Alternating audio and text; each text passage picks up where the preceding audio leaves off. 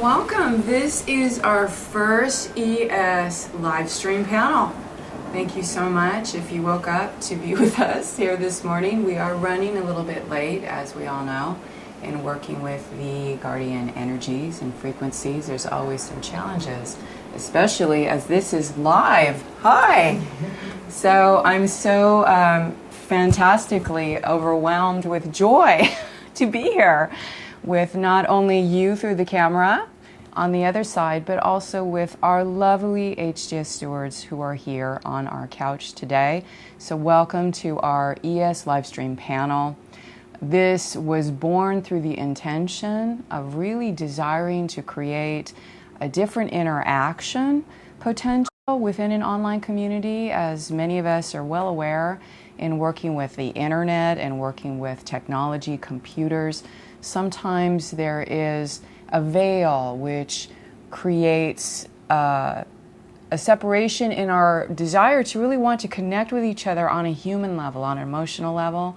And even though the online community has been fantastic in connecting those of us across the globe that would never have the opportunity to communicate with each other, now we hope that this is the next step which allows more interaction, more communication, and goodness knows there's always lots of surprises in working with these types of projects and seeing where they go as we evolve through energetic synthesis community, the Hyros Gamos system, and the various projects of which we are a part with the building of architecture for the Guardian Networks, which is otherwise known as the Crystal Star Communication Centers.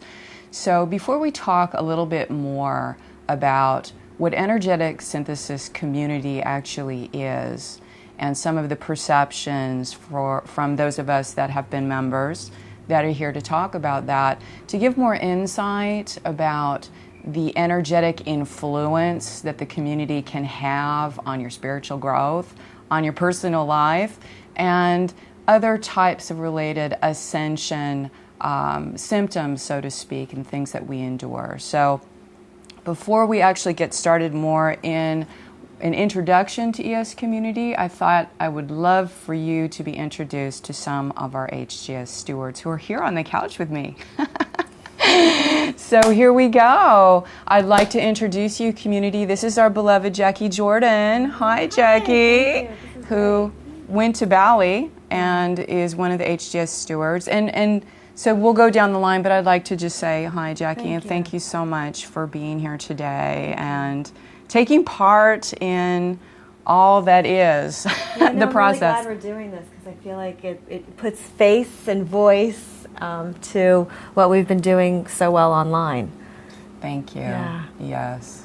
Yes. And then we have Robin Hi. Arrington. Hi, Robin. Thank you so much for making it here today. I think you were on a plane last night, so the fact you're sitting on the couch today is quite an accomplishment. So thank you. Yeah. It's great I haven't seen everybody since Bali, so although it doesn't feel that way. No, it doesn't at all. I feel like that's exactly. It's been over a year since we've seen each other, but it could have been yesterday. Yeah, so it's great to be here. Awesome. And now we have Joni Schmidt, who is also here with us. So thank you so much, Joni, for making the trip. Thank you for having over us. hill and dale to get here. So good to be here with everybody. Joni, who's been globetrotting for the last several months. Don't ask me why. Well, we know. Well, actually, we all know why. We all know why. Especially, I mean, maybe you'd like to share when we get into it about the spiritual nomad phases, because this is something we have talked about in the community so often, about there are usually phases in our development, our growth, our transition, which put us in very unusual social situations within the third dimensional life. I mean, again, that which we have been told is the way it's supposed to be. There's always these phases of nomading, of being in transit, and I think it's really important that I certainly underwent that phase, and at the time it was not pleasant, but I was so happy I did, because after completing that stint, which was a couple years of homelessness and attempting to work out of your car with your dog, with juggling the plates, the strength that you actually get from that, and also facing your fears of, I think a lot of us, even when we feel we're really confident about our life and our world, that being able to face our survival fears, how are we going to make this payment? How, what is homelessness going to be like? And again, those of you that have read the newsletter, we call that the spiritual nomad. So the spiritual nomad is something to not fear.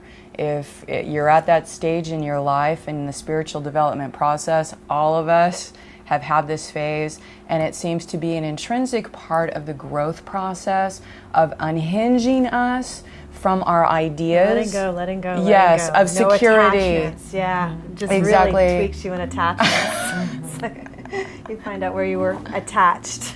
Yes, you find out exactly where you didn't think you were attached until you're in this state, and then you get to see everything up close and personal, which is what it's all about, actually, the self-knowledge and knowing ourselves.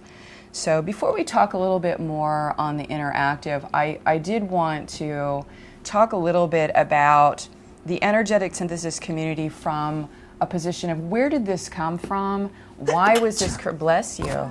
Bless you, bless you. By the way, yes, this is the sinus Ascension. All of us have been dealing with, if you read the newsletter, we were talking about the prana tube update and the sinus issues. So yeah, before we move on, has everybody been having that particular Ascension symptom? Yeah, lately. I slept with a breathe right on my nose last night. Did you really? Yes, sticky to the tissues. Yeah, for a few weeks now, I think it really started about a week ago, just uncontrollable sneezing. Yes. I'm so glad. Yes. So if we sneeze, please forgive us, but I think, hopefully we can, And belly sneezes, like big. Yes. Like the whole body is engaged in the sneeze. Yeah. And so today I'm starting to feel a little more stabilized. I hope you guys do too soon. So if anyone's out there, the recent solar flares have been quite intense on us. Those of us that have some sensitivity to that, it seems that all of the head, the crown upgrades, the third eye, and for many of us it's been some unpleasant sinus pressure and sinus congestion and related types of symptoms. So bless you, Robin. Thank you. Hope the sinuses feel better soon. So in continuing our thought with ES community, how did we get here? I felt that as well as more of our members enter the community at different stages of development and at different stages of connecting with energetic synthesis as a community, there's lots of gaps in information in terms of the timeline. So when you enter into a certain stage, what's very interesting and what some of us had done, I think a few years ago, is we noticed what newsletter and the theme of the newsletter was present when we entered the community, and we'll find a lot of clues and patterns and things that are personally relative to our spiritual mission and why we chose that time to enter or connect with energetic synthesis community at the time. So I think that was a thread we had for a while that may have lost some interest, but at the time it was looking at when you enter into energetic synthesis community, what's going on in your life, what brought the connection. Because one thing to understand about the ES community is it's a living field of multidimensional consciousness. And again, in understanding where did this come from, most of you know at least some of my background. Clearly, I am an extraterrestrial contact, but this was enlightened contact. And it's true that over the many years I have been talking about this experience. I have at times avoided using the words Christ, Christos, crystal, because there's been so much misuse of that word on our planet, not only through organized religion, but through a lot of the New Age consciousness. It seems like, oh, it's a tick word. I've heard this so many times. So it's a real consciousness, and it is connected to both human and non-human intelligences. So those particular interdimensional intelligences began contact with me back in 1999. And through that obviously changed my life quite dramatically. at that time, even though looking back now, I feel incredibly privileged and blessed to have the opportunity to have this experience. But at the time, it dismantles everything that you know or have known that you are as a human being, and this ripple effect moves through your life, and it's very destructive to the third dimensional constructs of relationships, of social family obligations, meaning our relationships to our family members. So this process, again, to be honored and understood, is not painting it in a negative light, but understanding the necessity of undergoing the darkness in order to meet the mystery of God, which is the spirit inside yourself. So the dark and the light obviously coexist, and through the merging and the synthesis and the alchemy of the dark and light, we achieve manifestation into the physical world. So this is what energetic synthesis is, an understanding of embracing polarity, understanding the forces of polarity that are necessary in the creational process, and yet we must identify what the darkness is and what the light is, not to judge it, but to discern what it is so that we come into knowledge. And the knowledge is the wisdom which allows us to make discerning choices and to become personally empowered in our spiritual development process and in everything that impacts everything that we do in our lives, our relationships with others, our careers in the world, our work in the world, whatever that is for you, because each of us has an individual, unique signature of which we are here to express. So it's like finding the highest note that you are here to sing in your heart, to be in your heart, and that translates into your spiritual mission, your work in the world, and everything that you do, your presence becomes an emanation that has an influence with others, influence with family members, influence with your children, your spouse, your partners, your sisters, your brothers. There starts to become this ripple effect, like throwing a pebble into the pond or into the lake and seeing this ripple effect. We become a cause of that ripple. So then the responsibility of the knowledge is, I'm creating a ripple in the pond, so now I need to pay attention to how my energy, my auric field, my personal energies, my thoughts, my emotions, how I'm conducting myself in my day-to-day life. Those things impact everything that you do vibrationally, and this is why many people who join energetic synthesis community may feel a hard resistance in the beginning, because the responsibility is now amplified. The volume gets turned up. Everything is shown back at you. And so not understanding the ascension process, some people may feel, why am I getting all this resistance?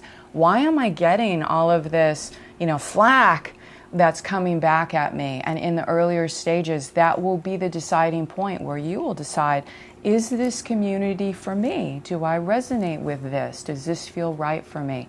And it's important to understand there is no judgment in that. And please know, and I'm looking directly at the camera, there is nothing that you can do as a member in the community, no matter what kind of activity or level that you have in this community forum, within the community itself. This community is a construct of consciousness that is here with purpose, that we're all here to collaborate with. Everybody is considered a welcomed, valued, productive part of our community. Whether you decide to leave the community or stay in the community really doesn't matter to me. So please know that what I'm here to support is the highest expression for you, meaning it's up to you personally to decide, are these tools resonant with me? Am I feeling in connection and gaining benefit from my experience with energetic synthesis? Because personally, I don't want anyone in the community who does not feel that way, because that means that the community is not for you. And that's 100% okay. It's completely supported by me. So please know the responsibility is with you. It's with you alone. I'm providing the foundation. I'm providing the architecture, and you can dip into that field as you feel it serves your highest nature. And if you do feel that it is serving your highest nature, then the next step is this. We start to communicate in groups that have more dedication, commitment, and alignment to the spiritual path, because in the earlier stages, we may, with all of the different responsibilities we have in our life and in our world, with our jobs and our families, we may only have very small moments where we can dedicate a full and complete focus of our presence into our spiritual development. As you move through the spiritual path, more and more of your day becomes devoted to your spiritual truth, to your spiritual mission. And this is, again, a course of spiritual development. In the earlier stages, we do what we can because so many of us are entrenched at so many different levels in the third dimensional construct. And as we become more proficient, as we become more confident in our own connection with our inner spirit and our relationship in the world, our spiritual practice becomes omnipresent to the point that everything you do in your life is completely connected in the service to the law of one, or in service to the highest divinity of your being. We use law of one and Christ and Christos and crystal star as interchangeable concepts to try to understand the process of evolving humanity to embody their inner spirit. Everybody's got a spirit, everybody's got a soul. The way that we connect to that part of ourselves is very private and intimate to us, but energetic synthesis is a consortium of tools, of clearings, of various exercises and concepts to understand how to reframe your thinking, how to clear negative thoughts, and therefore accelerate on the spiritual pathway of your own personal ascension. So going back a little bit about my relationship with energetic synthesis, which is my responsibility to maintain the integrity of, first of all, the ongoing extraterrestrial contact started back in 1999. So everything that you see in energetic synthesis is in effect a timeline. It's a timeline building on a timeline, meaning there is some material that has an older level of introduction material, like some of the core material in the beginning as you get acquainted to energetic synthesis. That material has been there a long time, but that does not dissipate its strength and its power. It's understanding the stages that we are at in our own personal development. And one way to really quantify that is your level of concentration. How long can you hold the power of your concentration in the now moment presence, clearing mental thoughts, clearing emotional states, and holding beingness, stillness? So a lot of the process is clearing negative ego, clearing the mind of the monkey chatter that's always going, and being able to turn that off with your focus. The strength and power of your focus is the strength and power of your meditation and the strength and power of your clearing of your own body in accessing the tools of energetic synthesis. So the power, again, of disciplining your mind is very important in the relative strength of how the tools will impact you, learning how to concentrate, learning how to meditate, learning how to pay attention in the now moment. These are all things that are a part of the beginning stages of entering the community, which again is something only you can determine in your heart if it's something that you're at this time in your life, at this period or phase, that you're feeling this is for you. This is the time for you to develop strength in your spiritual body, strength in your mind, strength in your body. So at this time, clearly, when this extraterrestrial contact began, this put me through a process called a walk-in. So what that meant from my particular standpoint, because there's a lot of information that discusses what is a walk-in. The person that was born as Lisa Renee on the third dimensional plane is still here. So this is not a traditional walk-in of the original soul walked out and then something else walked in. No.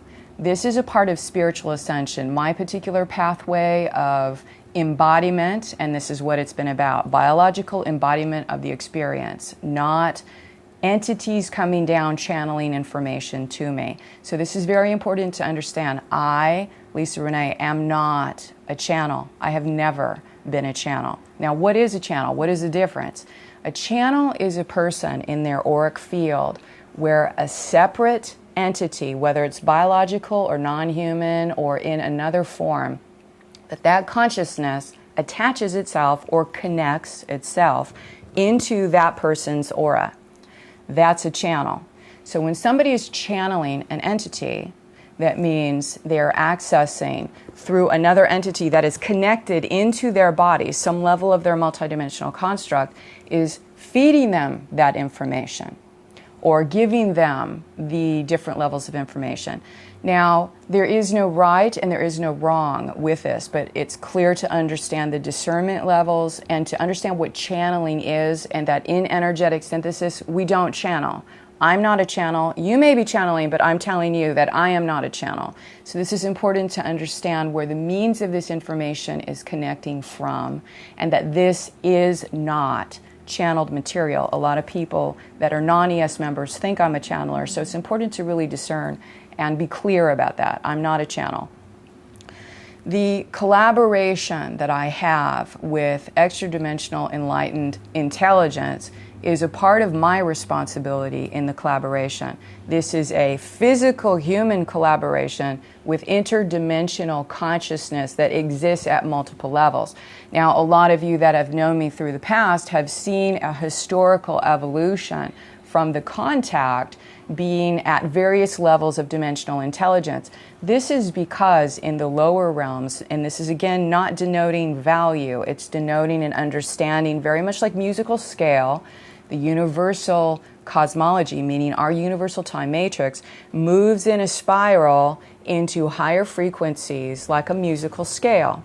So in the earlier stages, when you are undergoing the awakening process, you actually are accessing lower frequencies in the scale. This does not denote value, and it does not take away from the experience at the lower dimensions, because this is necessary to move through the harmonic universes, to move through these time matrices. We have to move in the stair-step fashion, because this is how we integrate polarities. We're not to ignore the dark. We're not to push it away. We have to see it. We have to engage with it at times. Of course, we have to choose when not to engage. But this is the part of us that is learning wisdom through gaining knowledge of our own process as we move through the spiritual stair-step of ascension. So this is my personal path, is moving through the stair-step of ascension and experiencing the different planes of reality. Now, my personal thoughts is that the reason why this happened in such detail for myself is because a part of my destiny and role with planet Earth is to be a re-educator, to assist in being an ascension guide. So this particular level of detail, and especially some of the things that I have shared, to be perfectly honest and frank with you, because I feel I have a spiritual and moral responsibility to this planet and to humanity to share as neutrally as I can an accurate assessment of what we are dealing with on planet Earth, not from a point of fear, but from a point of self-empowerment. Because if you don't know what you can't see, or what you're feeling and you're misconstruing what it is, you can't heal it. It's very hard to heal or reveal something within yourself that you think is stemming from X, but it's really coming from Y. And this is the game down here that's being played with obfuscation, with confusion, with only giving half-truths or partial truths or disinformation, so that people are not empowered to actually access their own being and body and have a context for what is going on in our life. This is my role, and this is my commitment to you, to everybody in this community. And as far as we have our outreach program with beings that can benefit from this material. So understanding that is important, that we're moving through a level of dimensions, like a musical scale, we will have in the different stages of our development as a spiritual being on the ascension path.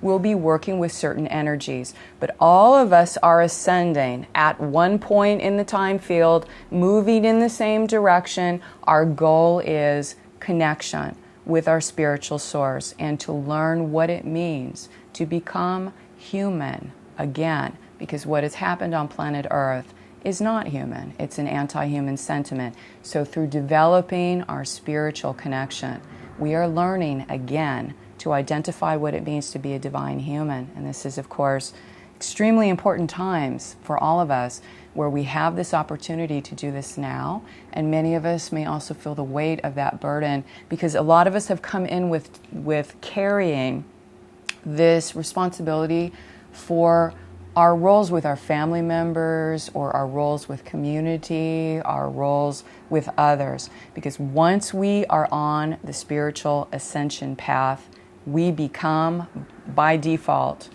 leaders and stewards in the human environment. And a lot of us go, I don't want to do this. Please don't make me do this. Believe me, I did it too. But we end up to get beyond the resistance of our own fear of being public. What are people going to think of me if I say this? What are they going to do to me? They're going to string me up and persecute me. A lot of us on the light working path, the starseed indigo path, have the persecution complex. We've got to be really careful about understanding, not allowing that complex to make us suppress our truth. We are here to live in our truth, the best to our own knowledge and capacity, and to experience that and find that place in our own heart. So years of direct field work, meaning the connection with various teams, and it's also understanding that in every dimension or harmonic universe, I had a different council, I had different teams working with me. This was to assist in my Ascension Guide evolution, meaning coming into more and more knowledge and awareness of architecture. One of the things that is clear is my particular role. So understand we all have a different role, but I want you to understand more about what is the construct of ES, because the body of energetic synthesis is true, is connected to the body of Lisa Renee and will reflect the experiences of the consciousness of this being that is symbolized as Lisa Renee. So it's very important to not connect to me as the source of this particular consciousness, but to use it as a prototype and an example of which to help you recontextualize what's happening in your life so that you go, oh, because the being in you resonates and will cellularly know, oh, this applies to me. This makes so much sense. That's why I was undergoing this. This is why I'm so frank and truthful with my experience, because I feel it is, again, the moral imperative is to be completely honest with the experience, not hiding the challenges of the negativity. It's not about fear. It's about facing that and understanding what it is from a fearless point. And you can't become fearless until you understand what you're looking at and you understand the power of the divine spirit within you is the most powerful force there is. But we are entrenched, mired in the illusions of which we think have power over us. And so we have to constantly discipline and dedicate ourselves to overcome those things in the material reality and as well in the astral reality that we feel may have power over us. We, again, are God sovereign free beings, and the path of energetic synthesis will reflect through the law of one architecture, the God sovereign free Aurora Ascension timeline. This is what the field work that we do is about. This is what the newsletters are about. They are writing the physicalization of the Ascension timeline from the crystal star standpoint of God sovereign free. How are we going to get there? We're going to embody it. That's how we're going to get there. The Ascension timeline is not something ethereal floating around that it's going to actually manifest. We have to manifest it. We have to bring it down. And as we become more spiritually grounded, as we become more spiritually integrated, as we are equipped with the appropriate tools, we are able to transcend these limitations in order to be able to empower not only our own fulfillment and peace as an individual, spiritual, divine human being, but also those around us are able to have an example, a prototype. Oh, this is what an ascending human looks like, because we have been so mind controlled and conditioned to something that we're not. We don't know who we really are. So this is the process of learning, exploring our true identity as a being, as a human, as a part of the human race. Who are we? What are we? Why do we allow the things to go on that we do as a part of the human race? All of these things. So these questions keep getting larger and larger. And these are not to overwhelm you, but it's to start to understand. It starts with you. The change starts within you. And as we start to change, it becomes larger and larger. And our focus becomes more on the collective, more on the group, more on the community, more on the planet. And this is the collaboration we work with the Guardian teams when they ask us to work with certain projects, such as the Planetary Emancipation Grid work. These are certain projects of architecture of which we are partnering a handshake with the Guardian teams in another dimension. And a part of this is exploratory, a part of this is a part of an experiment. Can we here in our human being body connect on the other side with these particular families of consciousness so that we can grow our strength and purpose in unifying on planet Earth? And that's what it's all about. So the Aurora Guardian architects are from the next universe and a part of the online community, and understanding the responsibility to building it as it is and why it has been slow. I think maybe some people are like, well, why isn't this happening and why isn't that happening and why aren't we doing more of this? This is because there is a very narrow broadband in learning how to maximize resources that we have been given as stewards. It is not prudent to use resources wastefully, to go out and start spamming Facebook or other social network sites, because just being known or having people know what energetic synthesis is or what Lisa Renee is talking about or any of us are talking about isn't necessarily positive in the movement and direction of what we are attempting to achieve with integrity, with purity, with goodness, with stability, and with foundation. No foundation with an organization can be built on a house of cards and be expected to actually continue to exist in this particular energy. We are building brick, by trial by fire, in understanding how best we can protect this information for humanity as an educational resource and utilize technology and merge it with spirituality. As you know, this is not an easy task. Now, this is my task with energetic synthesis. The site itself is a connection point with Crystal Star. So that is my job to make sure that they, the collaborative entities and family of which we are a part, can access our website in other dimensions. This is happening. In fact, certain beings are brought, once they pass their body, to energetic synthesis website on the astral plane other side to re-educate themselves. So understanding the multidimensional layers and levels of energetic synthesis will hopefully as well bring sort of a greater understanding of the larger picture of which we are a part and how all of us are participating and contributing to that in whatever levels feels best with us in that moment, that is really dependent on our personal spiritual growth and necessity to protect that. Again, protect your light, protect your being. There is a necessity to that. Only you know what you need. I can't dictate that for you, and none of the stewards or mentors will do that either.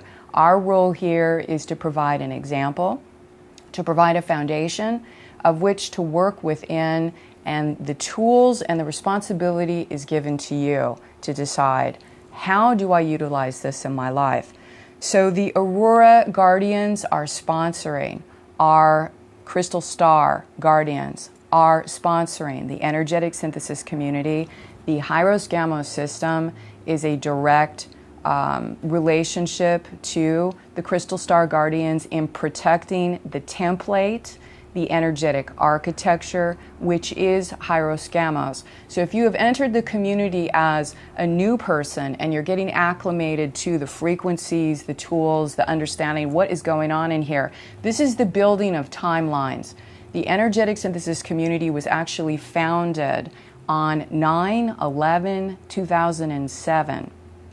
Prior to this kickoff of the website, Akhenaten actually was a part of bringing in some of the information. So there's a little bit of an Egyptian overlay because there's been many of us as a part of the Guardian Forces that have come to the planet at different times and spaces to achieve the exact same objective. So we share that information with each other. Akhenaten for me is a brother where we shared the information of Ascension. He shared his Egypt time of doing the exact same thing I'm trying to do in a future time, and we collaborate and we share the intelligence so that we can become more effective, we can become more efficient, we know what works or doesn't work, and again, this is an ongoing experiment in consciousness and attempting to achieve that. But understanding that ES was originally created as an override to the Alpha Omega timeline, otherwise known as 9/11 timeline, which was something the negative alien agenda was promoting in order to create what's known as the Armageddon software. So originally the ES community was not only formed as an Ascension community, but as an override to timelines that were attempting to be promoted by those that are not awoken at this time, meaning they're not spiritually awake to participate with their consciousness, and other bullies in the universe were attempting to repeat a lot of the cataclysm histories through the Armageddon software. We are here to prevent that. We are here to keep in the embodiment process the evolutionary potential of another alternate direction of which beings can awaken and make the choice whether they are in a physical body or they have passed this physical body on the astral plane. So this is another one of our purposes in seeing a developed timeline that moves forth. So a part of energetic synthesis in the timeline override has been doing sessions. So in the earlier stages, at this particular time, apparently my energies are not most efficiently or productively used in personal individual sessions, so this has stopped for the time being because my life is completely now consumed with directing the energetic synthesis side, the technology requirements, the building of the architecture. I do this myself with my beloved partner Tomas. So understand this is a very small operation. Basically, we have two people running the entire site, two bodies, human bodies, because we still have to honor, in a sense, the limitations we have in physical matter in order to achieve certain objectives and manifest things and bring them into physicalization. So this is a very small operation. Having respect and honoring that is helpful for me so that you understand we don't have a lot of resources. It's me, basically. If you're sending an email to info, who's looking at it? It's me. So we have a lot of different hats that we wear in order to achieve this. And hopefully, again, as we move into the future, we'll be able to provide a lot more interaction and different ways that we can expand material to help more and more people on the spiritual path that don't know they're on the spiritual path be able to access tools and have a context for what's happening to them. So the sessions were used just so that we understand a lot of people access the sessions. They listen to the sessions. These are previous sessions that people have volunteered their time and allowed their session to be made available as a learning tool, as an educational reference, as a marker in galactic history, because a lot of what was happening in my learning consciousness experience is I would have a session with somebody and I would learn to read architecture. My job on this planet is to read architecture. So a lot of the sessions that I would have, I would read the galactic history that was connected to that particular being. And this is how all the galactic history was compiled. If you listen to the sessions, and since 2000 or so, I've done thousands of sessions and we don't have access to all of those recorded, but we have hundreds of sessions. Recorded audio sessions that have been placed in the energetic synthesis community. And this gives you a snapshot of understanding how this information was compiled and how we arrived at where we are at today with understanding the negative alien agenda, the galactic histories on the planet, because each one of us is an energy placement holder and we have our own kind of energetic architecture, which is a part of reflecting that history in cellular memory. So for me at the time, the sessions was compiling the data. A lot of what you see in energetic synthesis is from the many thousands of sessions that I did over the 10, 12-year period, where this information became as well newly given to me at the time that I was actually performing a session for some of our members and, again, other people in the past that were clients of mine when I was actually doing personal session work. So seeing these building blocks, the sessions were a part of building the information of galactic histories and the other educational references such as the Ascension glossary and the HGS, the Hyros Gamos etheric system, meaning the etheric, being able to be your own etheric surgeon system, came from the thousands of sessions that I have done. So if you're newly entering the community, it is suggested that you go back to about January or June of 2009. June of 2009 is when we started to bring in monthly meditations that were thematic to help clear what was going on in the planetary collective.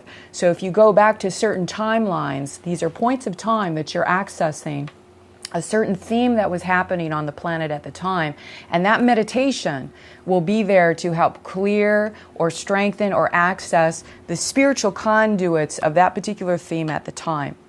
So understanding how to use the meditation tools for your own personal growth and learning, very similar like a divination system, to use energetic synthesis as you connect to your higher self and you take a breath, a deep breath, ask yourself, what is it that I need today? And this is really when you further beyond the power of concentration in the ES Core Triad, which is the 12D shield, which is your declaration of intention that you are committing to serve your spiritual source over your mind, over your ego, or over anything else that seems to be exerting a power upon you. This is what the core triad is declaring your intention. You may not know how you're going to do it. You don't need to know, but you need to make an intentional declaration. I serve my spiritual source as my priority. Period. When you do this, this is very powerful. So that's the first part of the triad. The second part is your 12D shield. Learning how to shield your body, learning how to direct your consciousness, becoming more adept at working with the crystal star frequencies, because that is what the 12D shield is about. And then lastly, the last part of the triad is clearing fear. Clearing fear programs, clearing things that you feel oppress you, limit you, scare you, or behaviors, addictions, things that you are having habitually in your life. These are fear programs. As you dedicate yourself to clearing fear, you will find progression in the clearing of these particular states that will help you tremendously on your spiritual path, which is your own personal path to determine and feel with yourself in what is the best method, modality, meditation, clearing, or whatever tool you're using for you. So with that being said, I would love to bring in our beautiful HGS stewards for your thoughts, as well as when we're talking about tools and when we're talking about personal spiritual experience, because we all have it, right? Our own personal spiritual experience.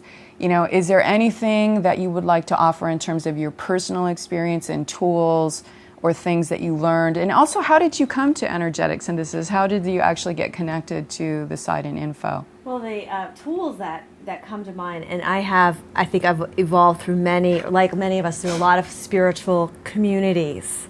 And but one of the tools, the neutrality that is practiced here, the detachment that somebody can have their own experience, their own like solid interpretation of it, and still even be in process of it. It doesn't have to be an end result, and that's welcomed, and part of the overall collective experience I find is really, really powerful.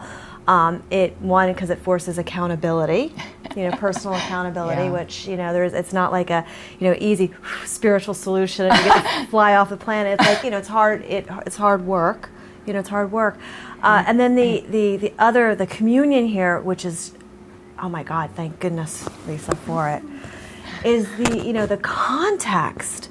to come up and to share so many like similar experiences and evolutions, and to kind of be alone in your own experience of it, what is so isolating. So to have this this dialogue and what you provide so much is the context. Right before we were sitting down to do the couch, we were joking around in the kitchen. You were saying like we will experience it in our 3D world, and you can't see Yvonne, who's on not on camera here, but she's with us. And as of course Tomas, but in our 3D worlds, we'll be feeling this, shift in the field and this whatever it is, and I'll like literally go on to ES, log on, and I'm always 2 minutes ago Lisa Renee posted an update. 11 minutes ago the newsletter went up, and I plow through it, and I'm like, okay. I got it now, because it's like it just contextualizes the experiences, and the experiences are gradient, and they're traveling. Yes. And I've been here since I think 2010. It might have been September of 2011. It was one year or the other, and I can see the evolution of Harris Gamos. How that came out through the past couple of years when we were going through the gender relationships and the conversations between the masculine. And so I can see the gradient, and be able to participate and witness both, my own personal direct experience, and also just the witnessing of what other people bring and contribute to it. And it's a momentum because of everybody's participations, and the amazing, contextualization that you provided. But I came here. I live not too far from you, so we met. We met. Personally. So to me, to have the personal experience, but then to see that you've been able to pull this, it's so exciting to me to know that there's people in Australia and Japan, and that this is like not an isolated experience. So that's what brought me here, and I'm really grateful to be a part of it. Thank you. Thank you so much. And thank you for the community context too, Jackie. I mean, I completely second you and feel that comfort of knowing that, I'm not just floating all out there. What is happening to me? Which is how it was in the beginning of 2009 when I started really having Ascension symptoms, which for me were panic attacks that I had never had before, and nothing feeling right, and nothing, not being able to eat right, and I went down to John of God's in Brazil, which I'd known about for 10 years, but it was never quite the right time, never the right time to make the trip.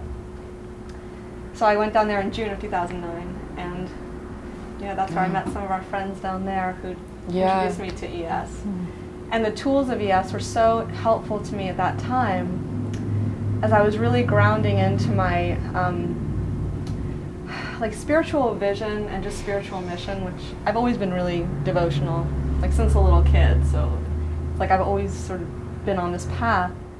And as I was, being contacted and talking to different beings and hearing things, the 12D shield was the key to, okay, that's maybe not coming from the most enlightened place, what I'm hearing, and that I might be hearing things from even well-meaning beings or energies, but if they're not really, with the law of one, then that's not going to be something that I want to be listening to or involved with. So the 12D shield is just a really practical tool at that time. It was just really important because I was becoming a little too open, needing to kind of figure out, oh wow, ooh, look at this, discernment, boundaries. This is what I want. And I was thinking in terms of the tools, even just this morning, noticing when my mental chatter starts to amplify, or I can't sleep, and often that's a collective thing, and more than one of us is feeling this either anxiety or something amplifying, and noticing that. And I can notice when it's really challenging to me, and having the tools to be able to use the 12D shield or listen to the core fear removal or one of the meditations. I have a huge menu of things to go through, and often it is just going straight to the HGS and opening a session, which I do almost every day. Depends on what the week's like. Sometimes it's a couple times a week, but it's such a relief and a comfort to have these tools and to know that I can experience this relief and this, oh wow, there go those mental chatter thoughts, and oh, that's what that was about, and shift right out of it back into my core, back into myself, into feeling grounded, feeling present and available in the way that I want to. And it's been a process. It's a process. And it is an ongoing process, but to feel, I had the HGS, I am a success. I allow myself to feel and experience my success. And that just felt so good, when those integration packages, when you guys get into the HGS, if anyone doesn't know what that is, they'll come up in a session and you'll land on one and really feel, oh, okay, that's what I needed to contact and embody, and maybe there's something blocking me from that. And just letting that settle in and feeling that core strengthening. So this is what yes is about for me. Thank you. Thank you so much. And can I just say, Rich, I'm really, real quickly, looking forward to learning from you about HGS with the gemstones. Because I know that's what you work with, is with the gemstones. And I, have witnessed you just play, kind of seeing the parallel and the connection to that. And I look forward to learning that as you continue to explore those dynamics. Yeah, it's an exploration. And I mean, we have the gem and mineral kingdom, all around us. No matter where you live, you're going to have, of course, there's different concentrations, but it was interesting being on Hawaii and feeling the lava and how much minerals energy is in that. So it's kind of just contacting that and letting that speak. And then what I've learned also with the gemstones, some specific qualities of different gems that will come in with HGS sometimes, right, because of my relationship with that. Right. So I almost, we'll talk more about this too, but I think for anyone who's interested in gemstones and minerals, just knowing that, there's so much consciousness in these, that they're crystals, they're crystallized energy, and of course, as we're moving into silicon-based and more crystals, why we feel so resonant to them. And because of the sound harmonics that bounce within those, beautiful structures that are the crystals, and how those carry a resonance that we resonate with. So really anyone can interact, with any kind of crystal. There's some beautiful ones here. Or even just being outside and feeling that, or in water. It's all a part of that relationship. Yeah, so, that's fantastic, thanks. It's fascinating. It really is. And it is a process. How do you say it all in a nutshell? There's so much. I guess I'll start with first how I found ES, and then relative to what you were saying about, when you come in, there's a theme. Yeah. And for me, I've had a lot of trauma in my life, and I think a lot in the past lives that, I'm cellular. It's in my cellular being, and so I was at a point where I was like, I wanted to start, not drinking every weekend, and addictions, and not that I was really deep, heavily, but I started getting the message that it's time to eliminate, and there was other communities, spiritual things that I've always been, not always, but especially in I think about 99 or 2000, I started understanding that I am an energy being. I'm not just this fleshy body. There's something else going on. And there was the whole religion and all that. But and my connection to God was always very strong. And I knew that, I've always felt very secure with that. So coming into the community with that I was on, I think it was Spirit Library, and I had all my favorite authors. And there you were, and I would always handpick and look for yours right away. And the resonance was always there. And then the one, I think it was February 2010 or March, I don't remember, but it was about what it does to your energy body. And I'm like, oh my God, I don't want to do this anymore. I don't want to make holes in my energy body. So really coming to the understanding of that is really what kind of tied the deal and helped me to really connect in with ES in a big way than ever before, because I obviously resonated with the material, but that was just like, okay, it's time. And then I started reading the newsletters, right when they look for them and seek them out. And it was almost like it really had to be a process for me, an integration of, whoa, ETs, okay, wait a minute, now here, this is a little scary, you know, I gotta sink this in. This has to sink in, and I have to really see what this is all about. And then I had a session, and, you know, I became a member, and then had a session like 3 months later. And then the whole, you know, connecting in the 12D, I had like my way to connect in. So it was like the 12D shield took some time for me to really feel comfortable with it. But I think that it was important for me to realize is that it's, you know, however you see it, it's how I feel it. And I because I'm not clairvoyant, it's just how I feel. It's what I feel when it's connected and hooked in. And then as I started working with it more, I'm like, okay, I get it. I get the seal. I get the connection, and I get, you know, the 12D, the energy, and it all starts, you know, layers and layers and layers. And then now in the last few months, I've been coming through another evolution with that, and going back and reading the newsletters, and it's like just so cool how everything is just like a quilt threaded in, and then you pick up new things as you reread the newsletters, and it's like, wow, cool, okay. So my last thing was that keeping it simple for me right now, because it's always about divine placement and what I'm learning right now. So, you know, clearing the mind, I think it was from the last newsletter that I just listened to, and I think it was from the, I can't remember, November or August 2011. So clearing the mind, connecting with the heart, and being free of fear, and cultivating your spiritual connection with God. Keeping it simple, you know, it's just, and that devotion. And it is work. You know, nothing is simple, but it is simple. So it's good. Yeah. Yes, and I think too, thank you so much, all of you. I think that's really helpful. Again, I have always been a proponent of this. Again, I think crosses the online barrier where we're becoming more in the human element, and we can there's a face now describing what we're here, you know, to do, and how what tools work for each of us. I think that's so helpful. So it looks like we may have. No, okay, I got the shaking fingers, so we're going to keep on and just talking in this theme. But in completing that thought, I've always been a proponent of wanting to share the experience from a really honest and deep level. And the people around me would always go like, why do you do that? Like, oh my God, you know, do you really want people knowing that, you know? And I thought to myself, I feel it's important, the good, the bad, and the ugly, so to speak, from the 3D terms, from obviously our interaction with this. It's really from a sensation of neutrality, that when you learn to observe and witness, you're looking at something that's being projected on a screen. You don't have to identify with it. And this is, again, you know, understanding there's so many archetypes of drama. There's so many identities that we think we are, or others around us are projecting these particular archetypes.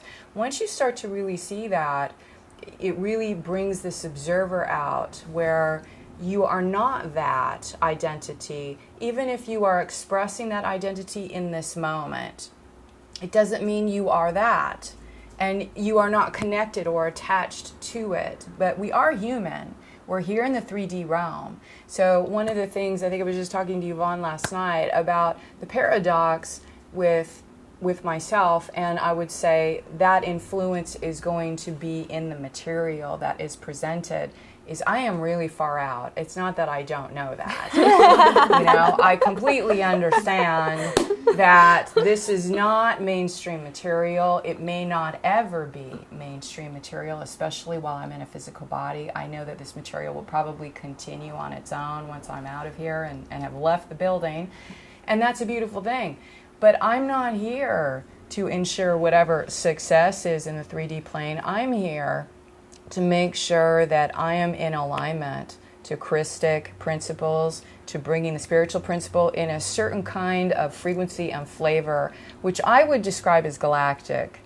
It's very clear that I'm here to be an advocate for galactic beings that did not have anyone down here on planet Earth to really be an advocate for them, to bring this material through, because the galactic context is understanding galactic history, that humanity is connected to the stars, that we do have history involved right now with extra-dimensional histories of which we are a part. So there's definitely that part of it, and yet it's one component of the context. We have to be so careful not to get over analytical in the mind about this information glamorizing us, so that we're not doing our spiritual work, which is knowing yourself and connecting really to your own inner spirit. But it's a part of the context as you use the tools, obviously.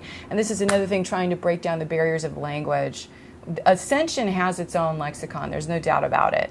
It's a different way of thinking. Yeah. And there's certain terms or words that are used in a certain way that mean something different. Like one perfect example is the word dimensional. So science on third dimensional Earth definitely has a different description of what dimension means in ES. So there are some things that, I'm hoping with the Ascension glossary, with the ability to use technology this way in a productive format with media, with faces, because I know a lot of people as well, when you see it visually, it's easier as well to understand the context. Yeah, absolutely. Would you agree to that? Yeah, absolutely. I mean, we're in our 3D experience are so visual in our experiences in communication that it's great that this is providing a forum to put face and context and visual to what we've been doing so well, and you've been leading so amazingly online around the world. Yeah, I'm very grateful. I'm so grateful for all of this. Thank you. In terms of the Ascension language, how, in your own experiences, how did you come to terms with that? Like, was there a learning curve? I didn't understand it at all. Oh, yeah. I Was didn't there a learning understand it curve? at all. Yeah, when I first started reading it, I would have to read a sentence, walk away for an hour, come back, read it again, and then try and get the next sentence. Honestly, and I read somewhere in the forum that you just have to stay with it. And this was before we started breaking down glossaries. So I would take a sentence and literally, I could process it for a day, a sentence. So, the integration happens on a molecular level, and now I can read it, track it, digest it, have my own experience, come to it, see it, language it myself. But I did not start that way. I was like, one sentence. I was like, okay, I can't take any more. That's literally how I started reading. So that was wild for me. I did not get it at first, and I was always like, does everybody else just get this? But the one thing that came through all the time was it resonated such truth, even when I didn't even understand it. It just rang it was like bop. I was like, okay, I don't get this, but I know I need to get this, and it's real and it's true. So so it was, some part of me was getting it, and I was like, does everybody else just get this? Did you get it? It's totally exactly what you said. Yeah. Totally the same way, and that's exactly why I said to reread those. I'd print them out. It's another layer of when you dive in, and a year later, and you do start understanding the terms, it. Yeah, they have a whole new meaning and a deeper level of understanding. Yes. But the truth is definitely there when you read it the first time, and even if you don't understand it when you're reading it, it takes reading the paragraph over and over and over again. There's truth in the words and the energy. I think I started reading the monthly newsletters, and then after being a member about 6 months, I went back to 2007 to start from the beginning. I think it took me about a year to go through all, just at my own pace, and I wouldn't necessarily get through one at one time. And really, I would just let it wash over me. A lot of times I was like, no idea what she's talking about, but I'm feeling it, it feels good. And it did sink in, and it is a living thing. I really understand that now, 3.5 years later. I really all of understand this is the mind is not going to get it first. That's, and if we're so habituated to trying to get things in our mind first and then understanding it, and nothing that comes through you or the body of work or the community is from the mind. It's I feel like it almost comes up from the back of my head and then comes forward, and then I eventually get it. And the integration happens to the point that I see that, like we talked about, when you go this path, you lose a lot of your relationships change, but also as you stay in it and the integration happens, you find that you start, all of a sudden they're starting to pick up terms, and you're like, wait, the people around me or around, so the process is contagious too on some really wild, amazing level.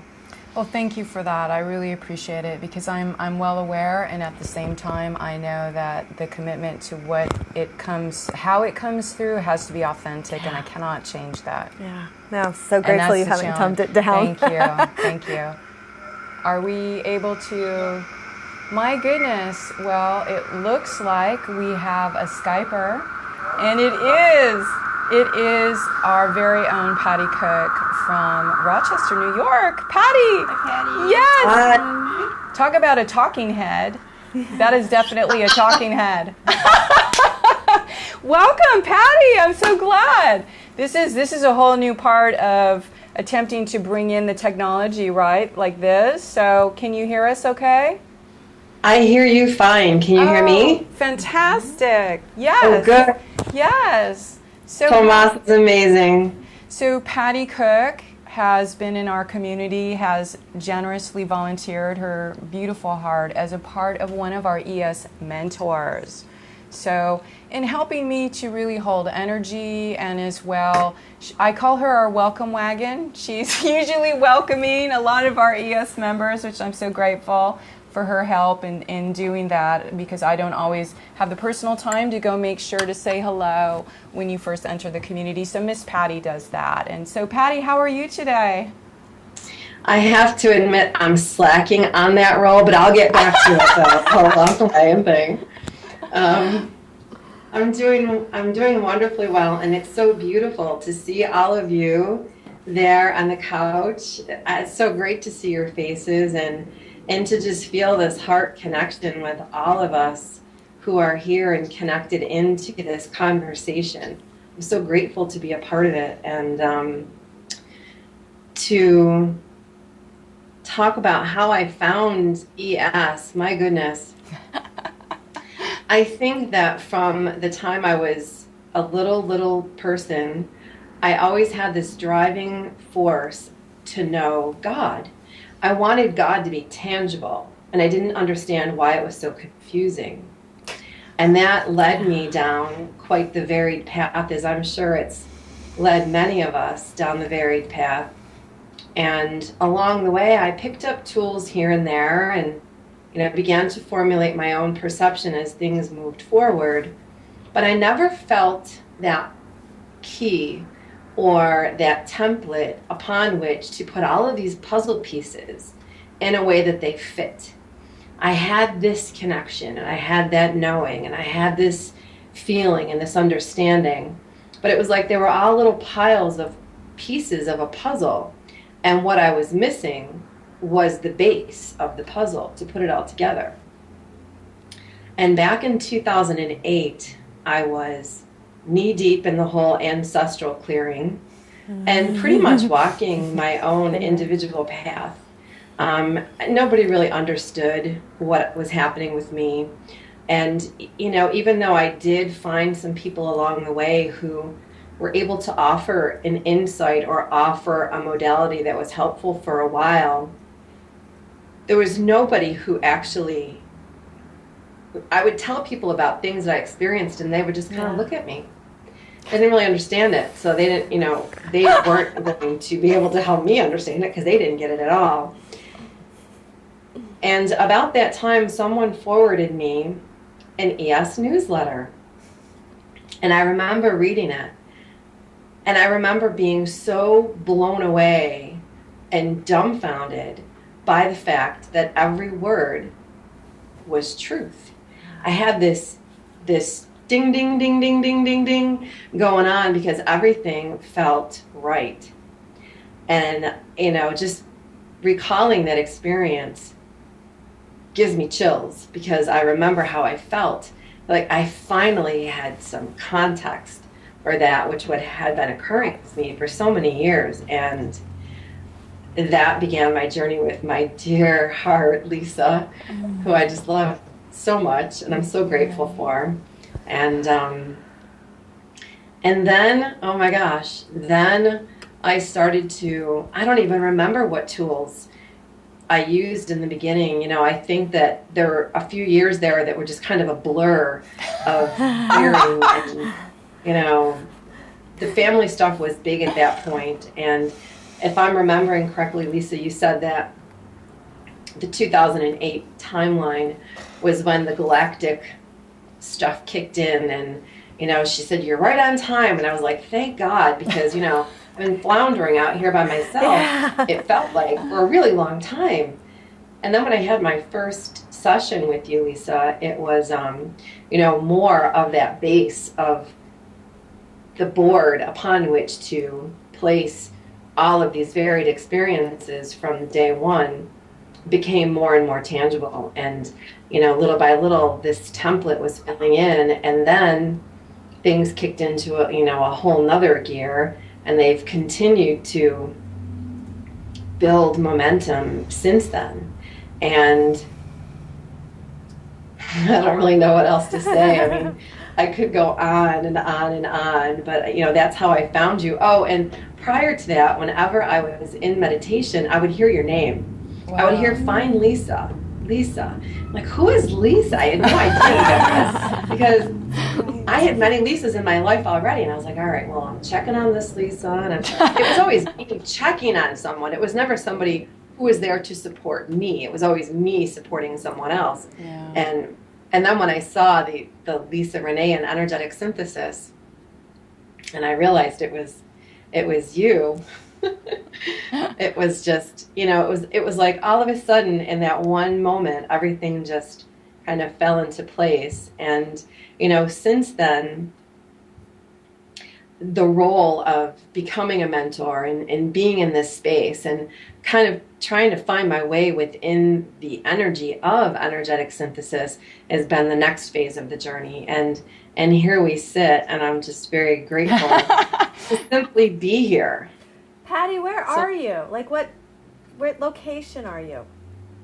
I'm in Rochester, New York. Yeah, Rochester, you said it right at the beginning. That's right. Rochester, New York. Yeah, I just like to make sure I map everybody in my head. I'm right near Lake Ontario. And, you know, the really interesting thing is I've always lived within 30 miles of where I was born. I'm, like, planted here, I'm sure for quite a few reasons, but my very favorite place to be is home. Like, that's the only place I really like to be. And I've created a second home here in my office, which is, you know, 20, 30 minutes from home. So this is where I hang. This is my space. It's great to see you because, like, I put all your great wisdom in your writing and your participation, and then I'm like, oh, there she is. Yeah. So that's lovely. It is lovely. Thank you. Thank you. Well, thank you so much, Patty, for checking in and Skyping in. It's fantastic. And all our technology worked, which is even more fantastic. So what a bonus. I knew it would. Thank you, Patty, dear. Sending you a big hug and kiss. Mwah. Thank you so much, honey. Bye. Bye. I was going to ask her how the pizza was, but I knew it had no context.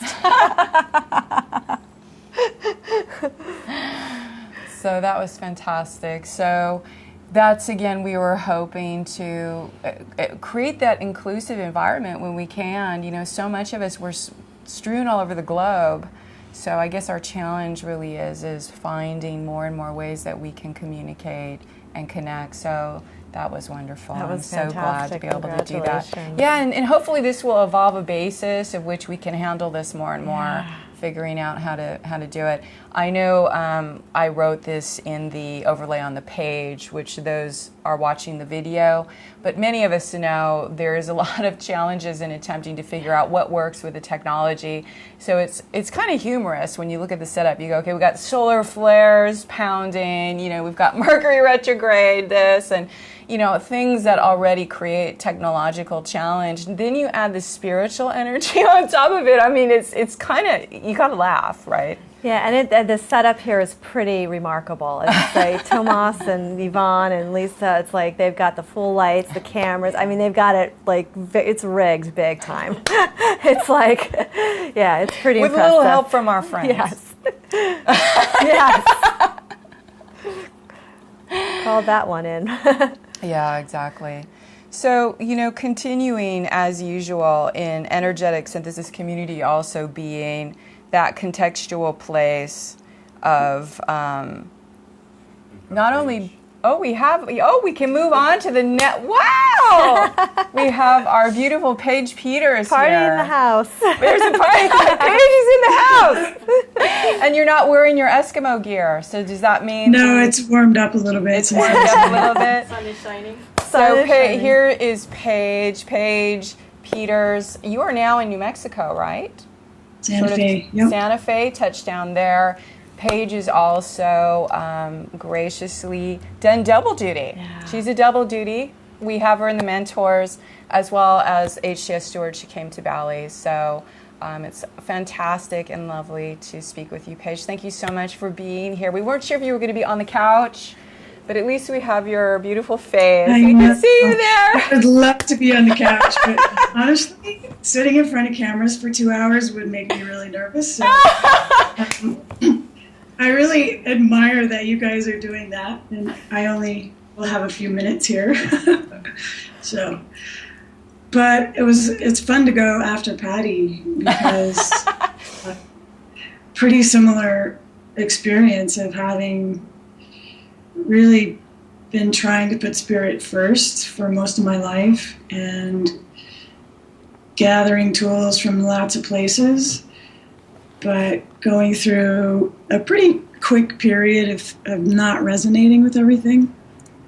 And I also had a session with you in 2008, and it just blew my mind, really.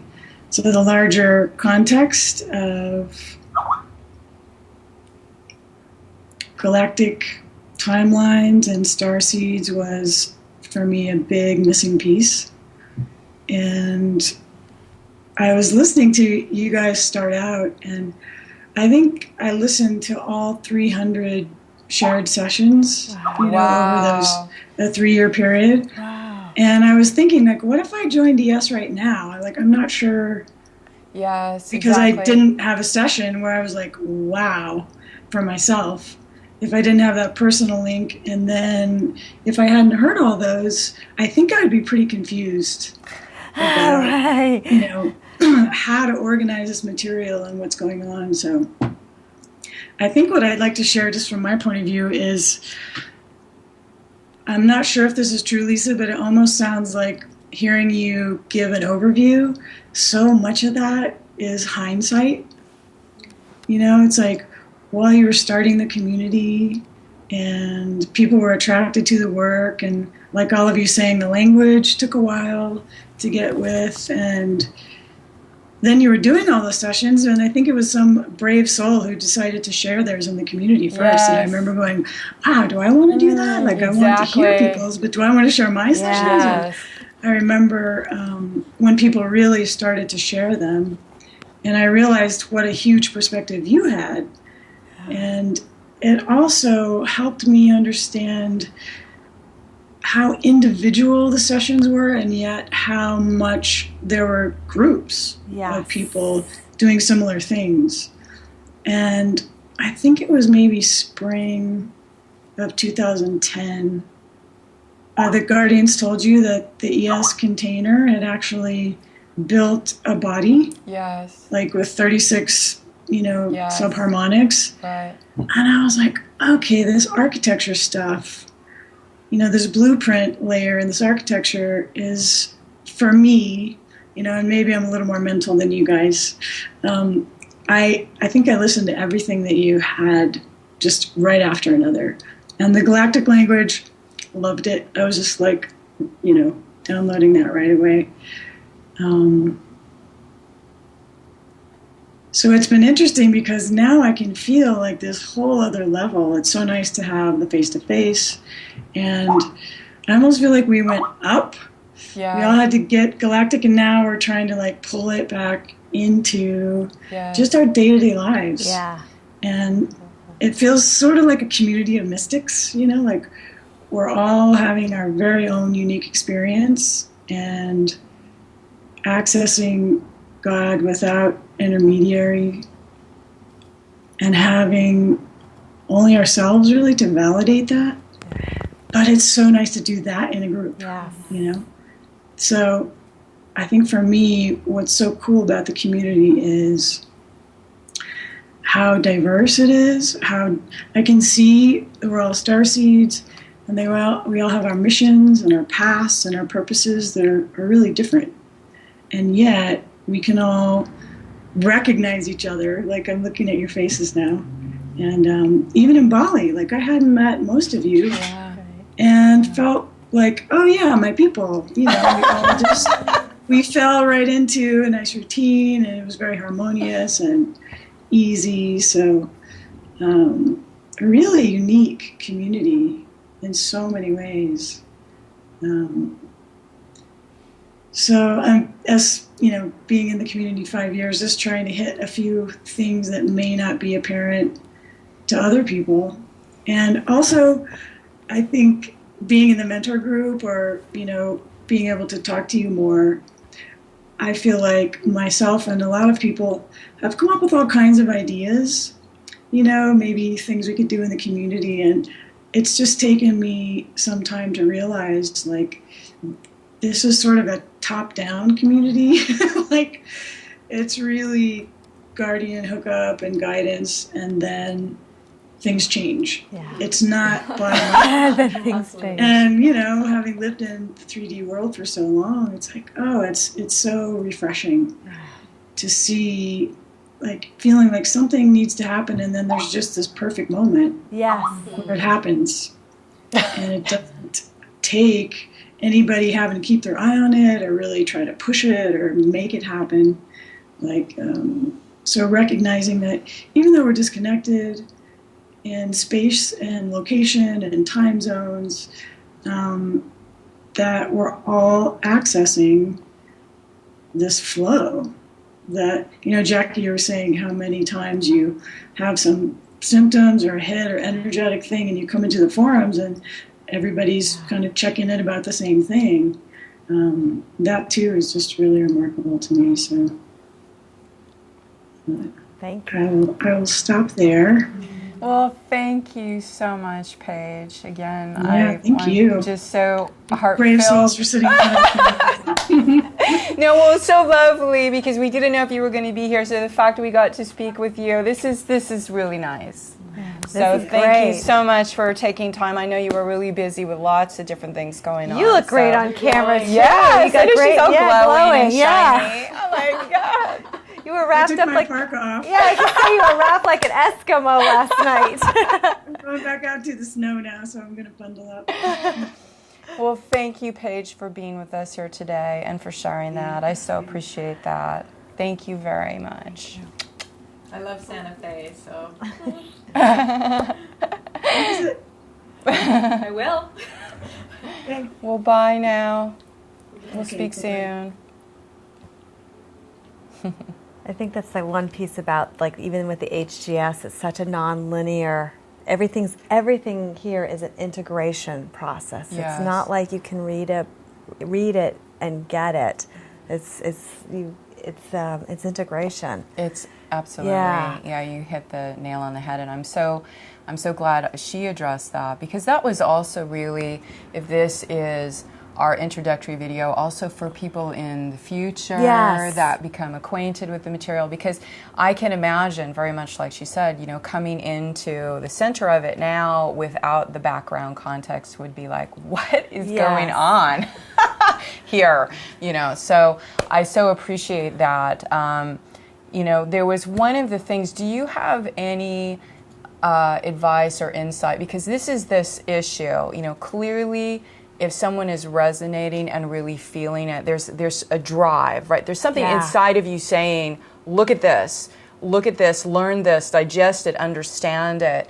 Do you have any takeaway tools on how was it? Was it patience? Was it diligence? Was it that you kept through it to the feeling aspect and let the mind go with the you know what I mean, in terms of really digesting it, because I think in the beginning stages the mind is going what how do we get, because the information can be very heady. Yes. And this is why I thought the podcast would also be helpful, to listen to the newsletter in the audio in a relaxed state, so that the body could and you can kind of be able to integrate it, as opposed to the mind going, what is that? Because especially with the Ascension lexicon, like what is that word, and I've not heard that word used like this. There's a lot of that. So the beginning of the month newsletter has a different resonance to me than it does at the end of the month, because I think as a group we've also moved through it as well. I just know for myself that everything rang so true. And even in the forums, I liked how people were communicating, and I wanted it because I felt like it brought me to the place that I'd been looking to contextualize my own experiences. So I go to bed every night with Lisa Renee, only because I'm always listening to a meditation at night. Like that's just such a big part. Or if I'm working through something, I'll do one for, a couple weeks. Or, so the meditations, because of the Platinum Archives, which I'm so grateful for, I will, if there's something I'm either working on or the group is working on, or I go into it, and it has changed my sleep tremendously. Listening to the meditations has changed my sleep tremendously, because I think that we don't have to get into this place here, but there's a whole, I think in the sleep state, there's a whole hijacking of astral hijacking that goes on in sleep state. Yeah, and I think as you go through this, you start to really command your sleep state and what you're actually doing with your sleep state time. And so the meditations have really, anchored that focus and that experience. So sleep is very different for me now as well. Oh, that's fun. And that is a fantastic point. Yeah. That is really one. There's so many little hidden gems in actually what these meditations are designed for. Like, we're all learning. I'm learning, through the process of them, because it's sort of a co-collaboration when these are created. But that is exactly correct. That because of, when we start to understand galactic history, then we start to understand more what has happened in the astral planes and the soul body, and all of the interference that happens there, and most people are not equipped with that tool in order to discern what is happening on the astral. So in this state, even through the sleep state, being able to set your space, this is what the set the personal space command is about. To do it in the morning in bed, it becomes a staple. And then there's a certain time, where again you embody and it's integrated, so you just reinforce it. You can amplify it and it's there. Like here in our space, right? There's a grid work that has been done thousands of times, so that if there is a weakness, I can amplify it very quickly. So you find this in your own your sleep state, in your bedroom, in your home, wherever you are. Workspace, it doesn't matter. But any place where you are, you have a right to be. And it's also understanding that through the law of structures, that we are accessing a universal law when we do this. We are saying, this is my space, and it's your space because you inhabit it. You're there right now. And this is something that's very interesting. The entities on the other side don't have a right to this space. They infringe upon the space, and they superimpose upon the space.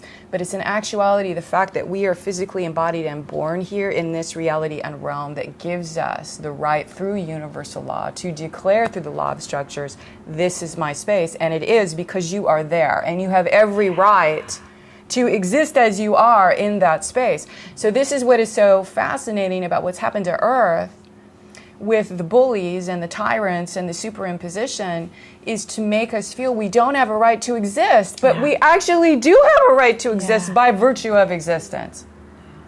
So it's a bending of the law. This is how they manipulate, because if they're hidden in the astral and you don't know they're there, you don't even know, and plus, do you know, most people don't know universal law either, like how energies move, how the architecture works. Do we, this is hidden from humanity on purpose for reasons we well know. So this is a perfect, I mean, you can see I'm so excited about it because before bedtime, command your space. You can use if you're exhausted, you can use a meditation to take you through it, because sometimes by the time we're hitting the pillow, we're like, I don't have, any energy left to, but you can choose a meditation that helps that process. And what you're doing is commanding your space. Your sleep state is mine. This is my space, not yours. You can't infringe upon it. And through regular use of the meditations at night, you're setting up the strength of that conduit directly out and beyond the astral plane, because it means you're going out of the astral. You're beyond that plane. Yeah, that's exactly it. And I don't, I don't wake up with the those hangovers that everybody else wakes up with, because I think as you come through your sleep, you are in the fourth, in the astral plane, and you the first thought upon awakening is like life is awful, like that's why people wake up with such negativity. Yes. Because coming through the astral. Coming back down through the astral plane, that's why upon awakening people are depressed and and da-da-da-da. And by practicing this, my wake up is not, it's freedom. It's true freedom. I never made that connection, but that makes a lot of sense. Yes, that's very exciting. I'm so glad we got that in today, because one of many. Yeah, one of many. Is that our dear Stephanie? Yes. Stephanie! Hello! I am so thrilled because Stephanie is probably the furthest out. Stephanie is in the United Kingdom, and again is known in the forum because she is such a fantastic collector of researching material. Oh, love your London thread, yes. With the threads that she creates. But gems you put in there. I know, it's fantastic. So Stephanie, again, graciously volunteers as a mentor for our community. Stephanie, hi! Hi, sweetheart. Hi. Now, last night it was like 4 a.m, so now is it a better time of day for you, I hope? It is better, yes. Very good. Have you been able to see the stream thus far? Yes, it's been good. The quality of it's been very good. Fantastic. Go Tomas. Yes. I'm always on the other end. I'm not actually in the experience of it, so it was wild to see that Yvonne and Tomas and Lisa, everything was set, ready to go, and then right before it was about to start, the glitches come down, and Tomas was like, "Oh, Lisa, honey, you need to do something about this." So, and then it was up working again. Yes. No, Tomas has done a brilliant job. Oh, thank you. Yes. He's smiling back there. So, Stephanie, thank you so much for taking some time and being with us here today. Did you have any insight in terms of things that you'd want to share with the community and your own experience? I would say, I suppose, most people have sort of spoken about how they got to ES, and perhaps if I share a little bit about that, and also how, with hindsight, how guided one is, even though one doesn't realise at the time necessarily. So, isn't that true? Around the year 2000, there were a number of changes that took place for me, mostly initiated by me, and it kicked off a whole load of stuff that saw mental breakdowns amongst family members and various other things. And by the time it got to 2002, I'd actually been in Cairo unexpectedly at a conference, and I was standing in quite a privileged position on the plateau behind the Giza pyramids, and I just looked at them, and I knew nothing then of anything that I know now, and I just knew that I belonged there somehow. And then shortly after that, the company I was working for, being associated with the travel industry and with what happened in 9/11, went into liquidation, and I'd never not had a job, and I was on my own with the girls. My mother had motor disease, my older daughter was refusing to go to school, and there were some various other things as well, and I truly didn't know where to turn. And I went to see a lady who was a hypnotist, because I hoped that she would hypnotise Freya into going back to school, basically. But Freya wasn't having any of that. So this lady turned to me and she said, I think you need my help. And she said, try the College of Psychic Studies. And so I had no concept of spirit or anything like that. I mean, I did everything myself. I was brought up to believe that if you can only rely on yourself, and if you want something done, do it yourself. So anyway, I found the College of Psychic Studies, and I was quite interested in astrology, and there was a lady there that did trance channeling. She was an astrologer, and her guide was also, or had been, an astrologer. So I went to see her, and it felt quite normal to me to have some discarnate speaking through this lady at that time. And anyway, they did my chart, and it was really quite illuminating. And I happened to, at the end, ask about Freya, and this being, said to me, well, she's an indigo, and she doesn't need to go to school because she knows everything already. It's revision. So he recommended a couple of books, and I went and looked at them, and I thought, well, I'm an indigo as well. And anybody that I spoke to about it said, well, no, that's impossible, it's only children.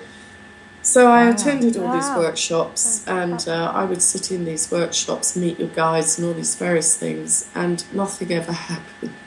All I saw was the colour violet. But to cut a long story short, I came into contact with a couple of people that they did help me to raise my consciousness, but once I actually came to ES, I recognised them as, eventually at least, Twilight Masters. And I was introduced to the Voyagers books, which obviously everybody knows were part of KS. And as soon as I saw them, and as soon as I got my consciousness around the concept of the harmonic universes and the time matrix, I just read them, and the whole thing just made complete sense to me. Even though they're quite difficult books to read, you sort of absorb them, or at least that's what I did.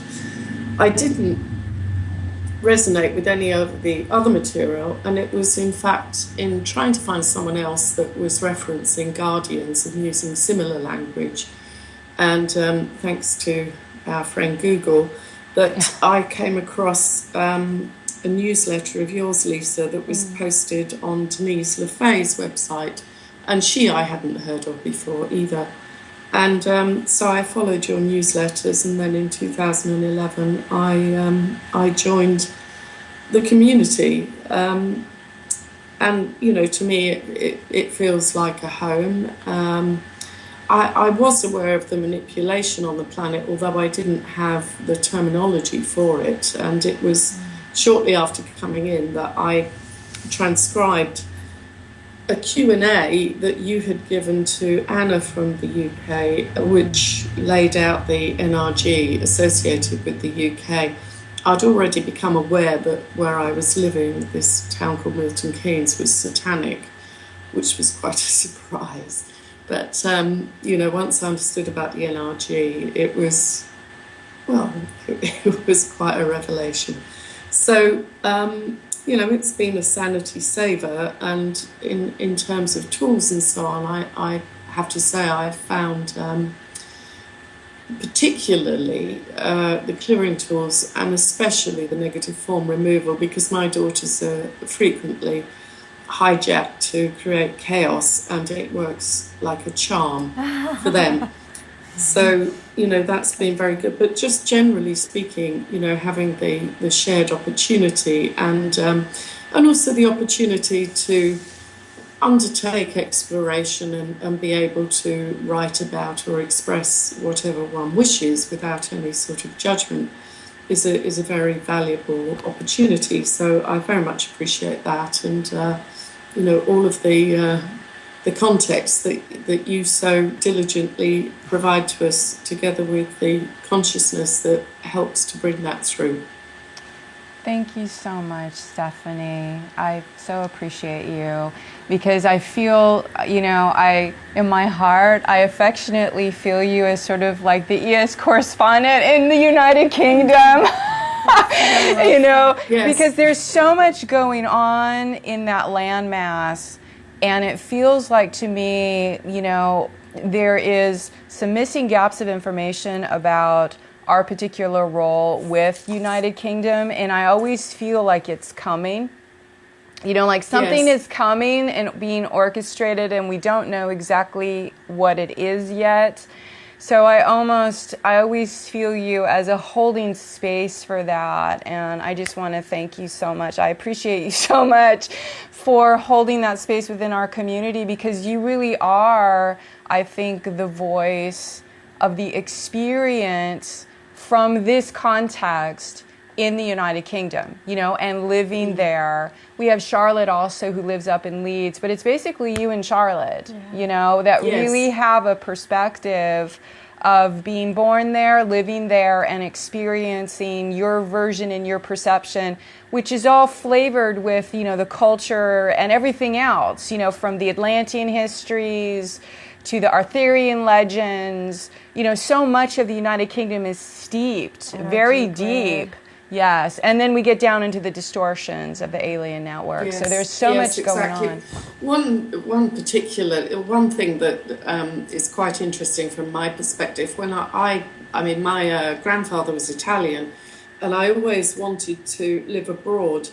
And when I first went into the computer industry, at that time, there were huge numbers of opportunity, because there were, there were lots of requirements for people that were trained in computing.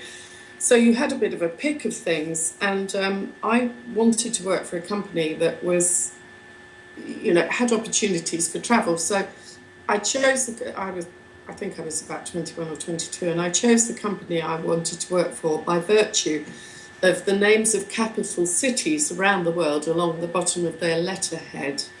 And I wanted to go and work in Italy, but the opportunity never arose. And I ended up in Denmark, and then, Sweden, then Holland. And after that, there were opportunities to go to sort of Southeast Asia or potentially the US.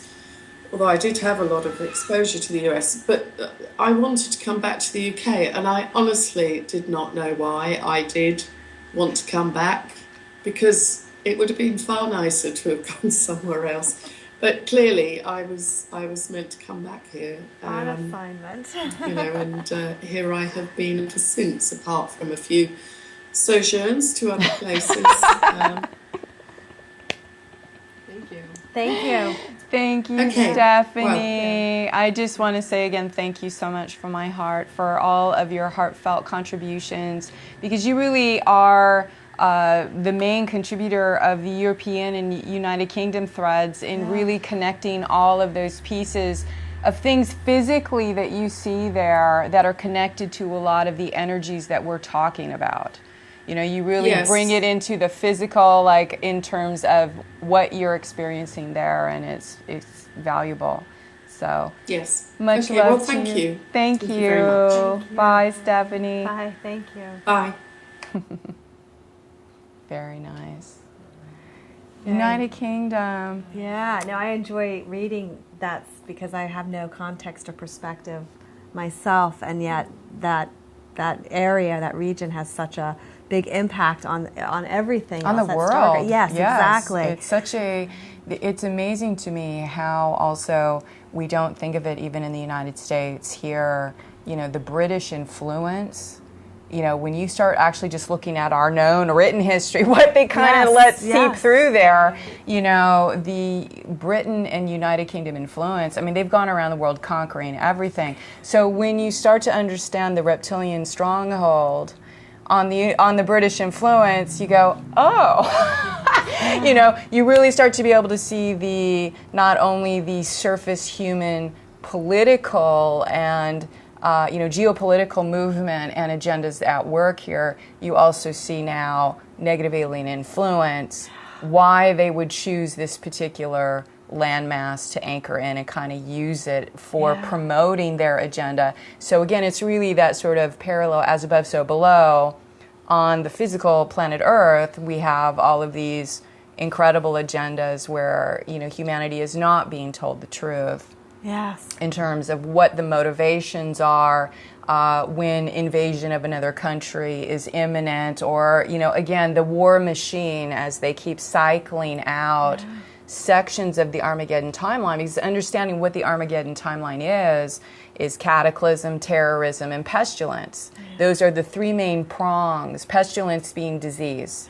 Or control over disease. That's the vaccinations, the chemtrails, the harping, you know, all of that, the pharmaceuticals, etc. So, you know, there's a system of which exerted control is happening, and we can see it very clearly because you would go, why would the galactic context help to inform me in this level? But it absolutely does. Once you start to understand the players upstairs are using physical planet Earth as a chess game, and they are strategically moving pieces in order to accomplish certain things, and you start to really see those players now as we get beyond our individual issues, right? You know, once we get past our own, we start to get through some genetic path cutting through our ancestors and our family stuff, and then you get into the, you know, collective and group orientation, you know, because this is really what Ascension, this time on planet Earth, is moving from individual consciousness, meaning this sort of me, and what's going on here.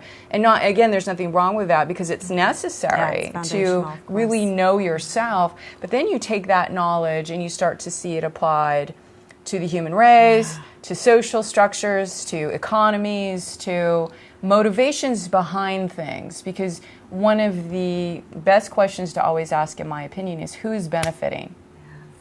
You know, when you look at anything, well, you know, in terms of an invading country, some particular agenda, who is actually the party that is benefiting from that action?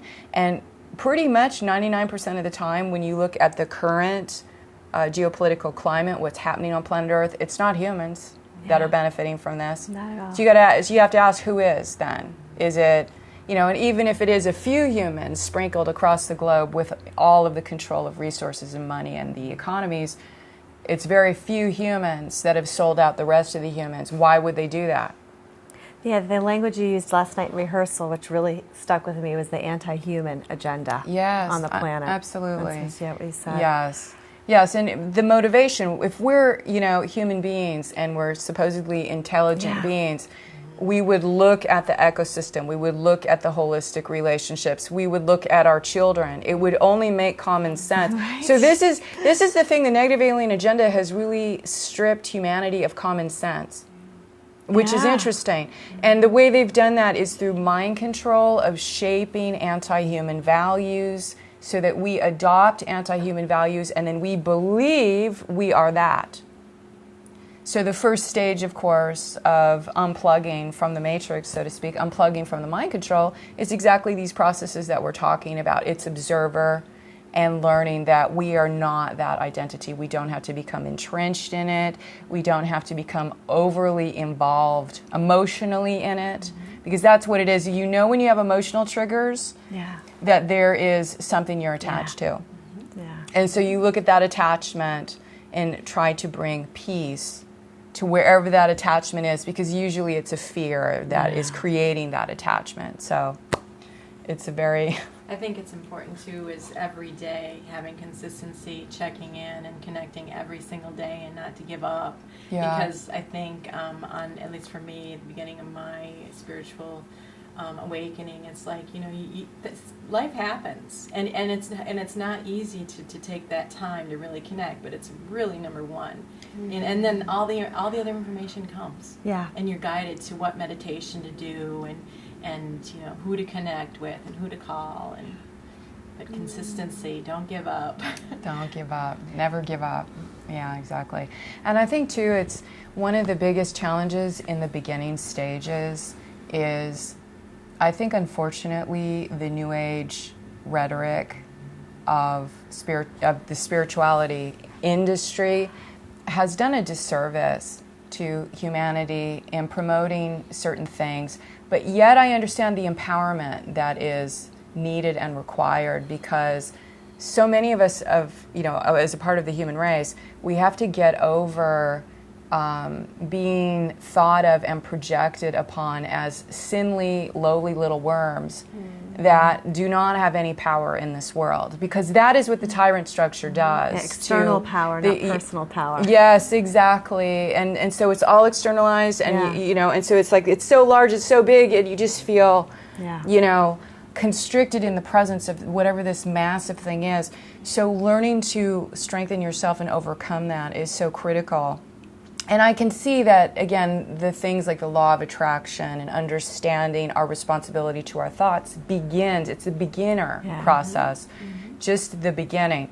But as you get further involved in the spiritual development process, we have to start getting now off the focus of, I want my Ferrari and I want this kind of job and I need to have it. And you start putting conditions on your spirituality. Well, I'm a spiritual person if this happens, or whatever, or I will do more of my spiritual work if I get money. And I'm sorry to tell you, it doesn't work that way, So the issue is you get what you need in the moment, and you have to get out of your head about whatever the future is going to bring, because it's all in the moment and the presence. Integrity. Yes, holding and also being in the present moment allows you to access, I think, more integrity. As soon as you start worrying about whatever happened in the past and you don't want it to happen in the future, you start to split your energy. And that's the fragmentation of the mind, which then creates fragmentation of the spirit. So really a part of Ascension is like you said, integration is calling home all of these pieces so that they're reintegrated in your being and they're solid. And that's how you develop your core strength, which again, it builds and builds and builds, just like the architecture of building a house or a skyscraper. There's got to be a foundation, there's got to be floors, there's got to be framing, so you start building your spiritual foundation, and it gets stronger, you get more floors in there, and it's strong. And that's exactly, again, the highest intention, at least, of what energetic synthesis is representing in terms of the tools, is that it builds the spiritual foundation. If, again, it's in resonance with you and you feel a personal connection to it, and then you take the responsibility of choosing the tools that work for you by exploring the site. And the first way to do that, if you're not so, really secure in your personal guidance, because I know, like you were saying, I was going to ask you, we didn't finish the thought on your meditations, like how do you arrive at which meditation you need in that moment? Like Robin has the menu, because you could create a menu and you could, just kind of scan and feel which one, to use all of the tools similarly like a divination tool. You know what I mean? If the core triad is becoming repetitive every day, even though that is the core practice to really build spiritual strength, sometimes you need, it's like you need a little flavor, you need a little different shot, a little essence. How do you arrive at that? So do you rely on inner guidance? Do you get, it's a combination of both. Sometimes it's just like what I've been able to actually download, and then there it is. But sometimes depending on if I'm triggered or where I'm at, too, sometimes it's just the basics. I know we've been doing a lot with the Rishik Sun, so I've been doing the August meditation a lot, and that that feels remarkably expansive on some level. Sometimes if I feel like I'm working through, sometimes if I feel something in my, etheric body, I'll do the etheric cleansing, or if I'm not feeling well, I'll go back to the quick step PDD. And if we're as a group, if we're doing something that has to do with the Solar King, I'll go back to one of the masculine, the principal meditation I think that we did from the December before. So I kind of do it that way. Sometimes it's just, I just brush my teeth. I need to go pull a meditation. I'm like, what was up last night? Let me, play that, and then let's see where it goes. So it's a little bit of that. But I've enjoyed really learning the directory, just in the process, learning the directory, because even on learning that, I've been able to see the progression of the group as a whole, and where I'm growing, or I'll look at a meditation and remember where I was the first time I did it and be like, oh, thank God I'm not there anymore. Like, wow, I've really anchored, and locked in. So it's a combination of things. But for me, it's like such a part of my bedtime ritual. So such a big part of my bedtime ritual. Oh, thank you. Thank you. And wow, this is fantastic. Hi, it's Joyce. Hi, Joyce. Uh-oh, can't hear you. We're working on your audio. Okay. There you are. You look regal in your purple yes, shirt. Yes. Isn't the purple beautiful? Yes. Yeah. So Joyce, thank you so much for joining us here today. And you are in the East Coast, right? Yeah, I'm in the Raleigh area of North Carolina. Wow. So Joyce, also I think you had a fast track into a Mach 5 kind of ascension experience, and you ended up in Bali. I know that we talked just briefly that it was kind of a surprise to you to end up so quickly in Bali, and is an HDS steward, having undergone the Bali experience. And so I'd love you to meet the community and give a little insight about how you came to ES and found yourself in Bali, and now working so much with the HGS and really helping us to anchor the HGS template into the planet. I know that was the planetary grid work we did, the Planetary Emancipation Project, and a lot of the architecture that we lay. You have been generously a part of clearing those systems and structures and helping to build that template for community. So I want to thank you so much for that, and also hear what you have to say about this whole matter. Oh, thank you. I mean, who knew, right? A couple years ago, who knew? I didn't even know about Ascension until January of 2020. I was living what people call the normal life, and, wondering why the world was such a strange place and not really knowing. And I ended up reading the Law of One books about the channeling system in the early 80s, and I read the first one. I read it every second of the day. I wasn't having to do something else. Once I picked it up, I was reading it, and when I was done, I was like, oh, let me find more, and went and used to Google, and I swear within half an hour, I somehow ended up at one of Lisa Renee's newsletters. They get around. They travel. Oh, and it was one of those mind-blowing, something about how the moon is an artificial construct, I think.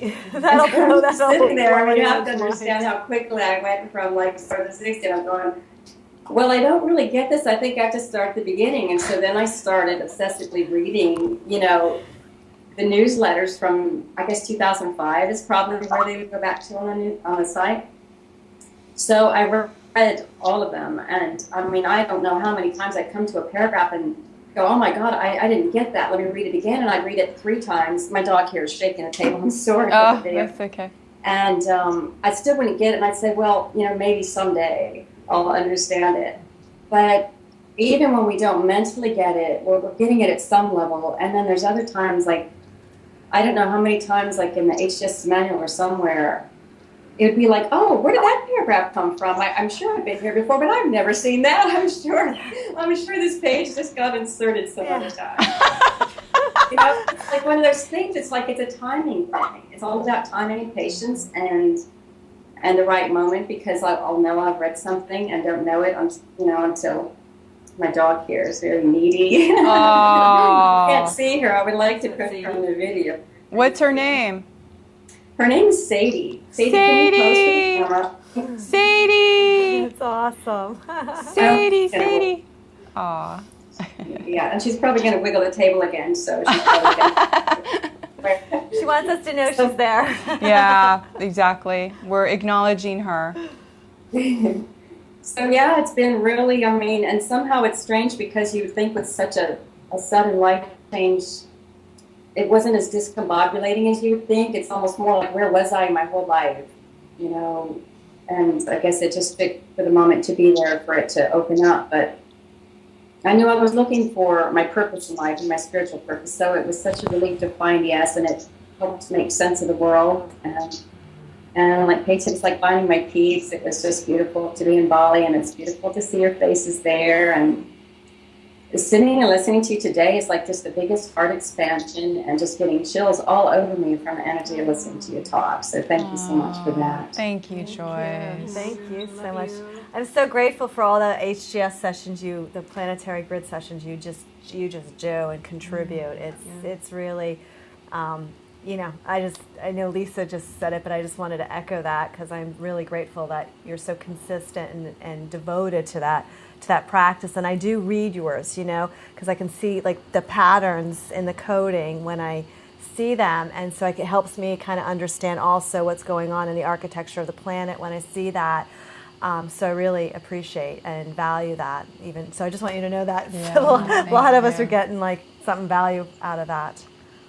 So thank you all for contributing so much to this, because I just don't know where we'd be without it. Yeah, thank you. I think I really need to say goodbye now. I think I need to take my dog outside, actually. Maybe Sadie has to go potty. Thank you so much, Joyce. It was so lovely to connect with you. Thank you. Bye. That's one of the benefits I've experienced of the HGS sessions is it's actually taught me how to understand the field. Like, yes, it's almost when I'm in it, I can see it and maybe understand it. When I'm not in it, I don't even know if I could even explain it again. Like when it's closed and it's done, I'm like, well, but when you're in the field and it's just amazing how you can see the layers of the distortions or the manipulations or how the implants came in. I don't know, and the more you do it, you see it on a multi-dimensional level. It's been a very fascinating experience. It's just been fascinating. But Joyce has been just so devoted on this planetary grid. Yes. I was having to translate for a second because you kept saying the things that you see, and I was like, I don't think I see it like that. And I was like, okay, let me just translate it to. And now I'm like, what are you seeing, Jackie? And I want to have more conversation later about the things, because it is different, and each of us works differently. Yes, that is true. Things. That is true. It just made me real interested too. What comes up? You're doing, yeah. What comes up in the patterning and we're also different with how we express and how we use the work and everything. Because I've done sessions with you before, and you're very feeling. You're very feeling. Yeah. Well, fantastic! It's Karen. Hi, sweetheart. Hi. So, Karen, thank you so much. Wow, now we're in Australia. Yeah, that's awesome. We are really crossing the globe now. So, this is Karen Antara. We have known each other for quite a long time. I think virtually. Bali was the first time we actually met in person, wasn't it? Yes. It was. Yes. So, but it feels like eons and ancient connections, like, it's hard to believe that it was Bali, but yeah, I think so. So this is Karen, an HGS steward, also a part of our Bali team, and thank you so much for calling in. And have you been able to watch it from over there? Has the stream been working? Yeah, it's been working brilliantly. The only problem we had was me connecting in like this. The video wouldn't link up at first, and we have our stewards on the other line, so I've said we've got interference, and I guess everyone's battened down the hatches, and here I am. So thank you. That's awesome. That's great. Fantastic. So Karen, oh my gosh, going back, do you have any insights or things you'd like to share in introducing, kind of saying hi to the community? You definitely have a longer history between us and the comings and goings and all the excitement. I would love to hear. It has been a very exciting ride, hasn't it? I was trying to remember how I first found you, and I don't remember, but I remember, I think my first session with you was in 2006. I've had about 6 sessions with you over the time, and 5 of them blew up on my computer, so I don't have any records of them. That's why I haven't shared any in the community. The first session I had with you just completely blew my mind. It just validated everything I knew about myself, that nobody else had validated because it was quite galactic. And you know our connection, Lisa. We go back from other places beyond Earth. And, you know, of course, nobody else could validate that. So when I heard you saying it to me on a recording, I just thought, yeah, I'm in the right place here. And so that was just brilliant for me. So, yes, we connected, first of all, on the old Yahoo group. Oh, that's right. Wow. Feels like another lifetime ago. Yeah, that was a long time ago. And there's a few of us, I think, from the Yahoo group that are still here now. But, you know, people change their names over the time, and I sort of lose track a little bit of who's who when they change their names. Yeah. It takes me a while to catch up. Maybe it's the time delay here in Australia.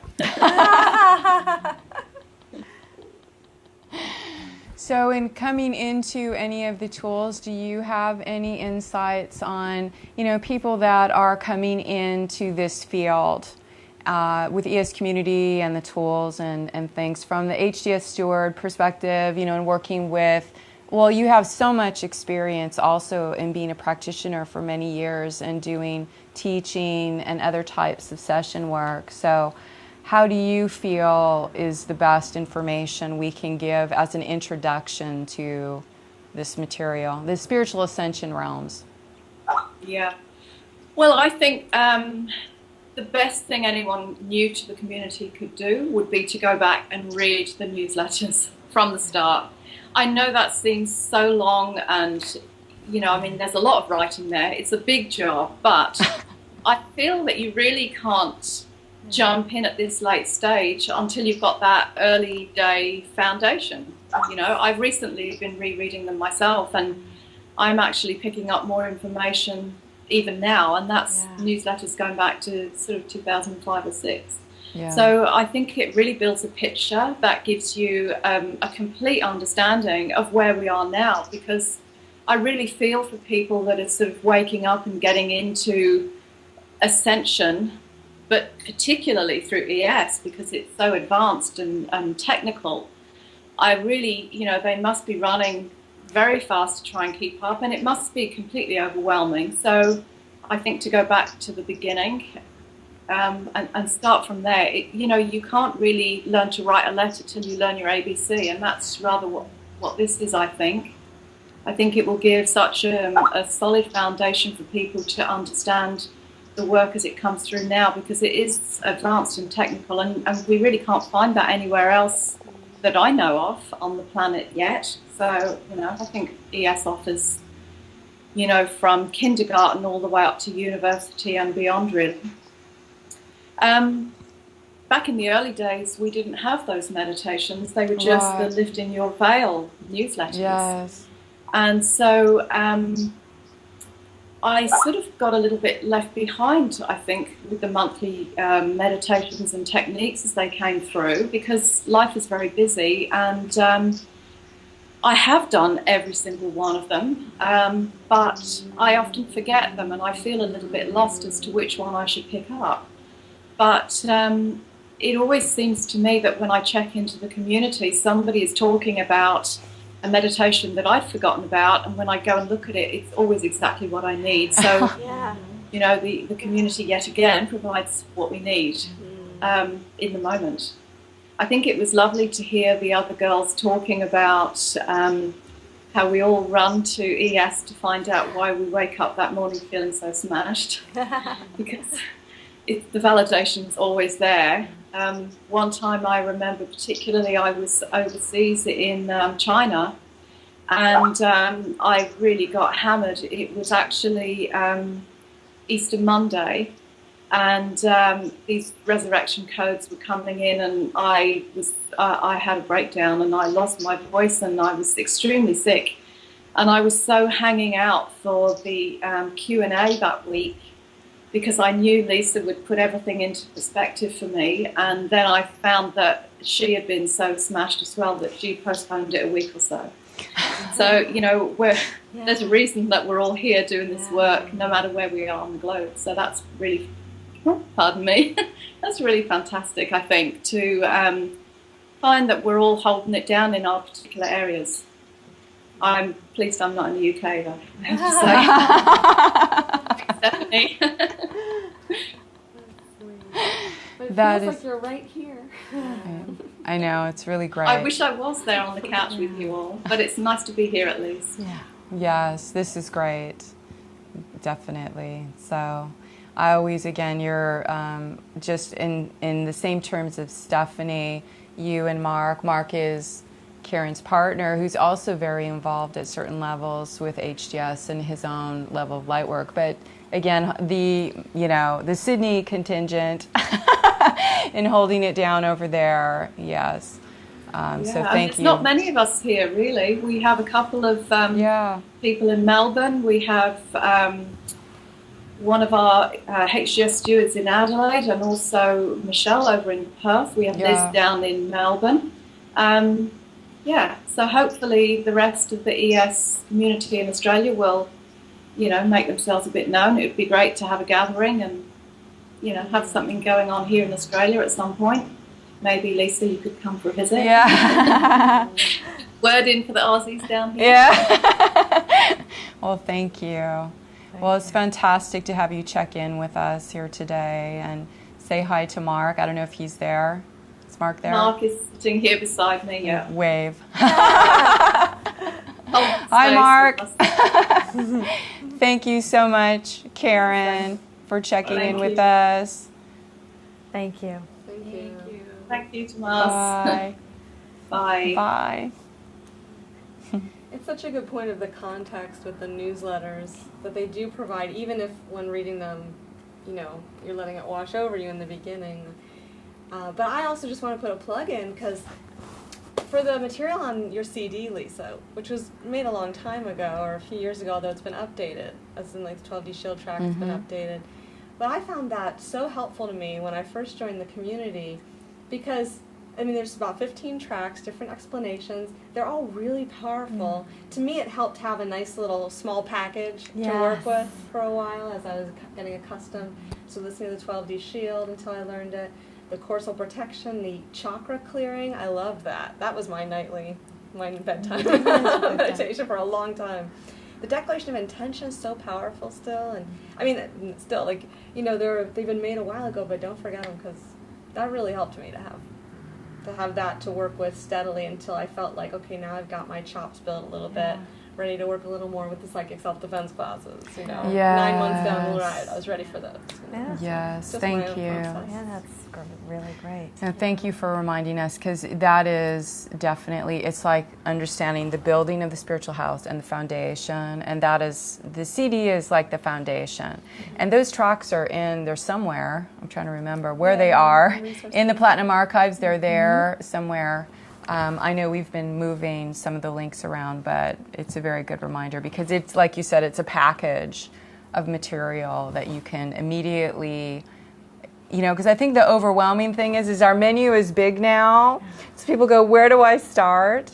The Crystal Aegis section is a very good section, to follow if you're sort of new and getting acclimated to the community. Of course, always the ES Core Triad is really the core foundational practice, and then the CD, I think, adds that extra element where you now have a system, very much like, when you're changing your diet or you're adding a new meditation or whatever practice into your life. Now you have, 8, like you said, some tracks and things. Okay, I'm going to work with this and see how I feel with it. Because I think we have to figure out what works for us. Yeah. And then the more, I guess, experience and awareness and confidence in your own intuition, your higher sensory perception, then you start to really trust, and it's a non-issue. But in the earlier stages, like, oh my gosh, there's so much, where do I start? So just taking neat packets, like the CD. And I think Kelly, who's not here with us at the moment, but she was also mentioning that in the early stages she took I think it was the crucifixion implant removals or something. She was doing the crucifixion implant removal command, and she just decided, I'm going to work with this.